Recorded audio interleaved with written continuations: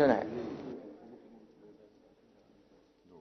आमच्या लोकाभिमुख कारभारावर जनतेने पसंतीची मोहर उमटवली, जनतेने जो विश्वास दाखवला त्याबद्दल महाराष्ट्रातल्या तमाम जनतेला मी मनापासून धन्यवाद देतो, त्यांचे आभार मानतो.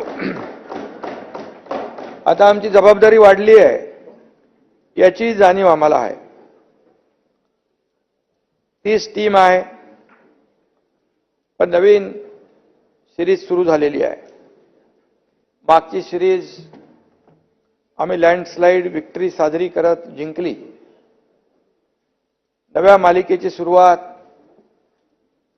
नागपूरच्या ग्राउंडवर झाली आहे आणि नागपूरचे मुख्यमंत्री आता आमचे कॅप्टन आहेत. इथूनही आमच्या विकास आणि कल्याणकारी कामांची विजयी पताका फडकत राहील अशा प्रकारची ग्वाही मी आपल्याला या ठिकाणी देतो.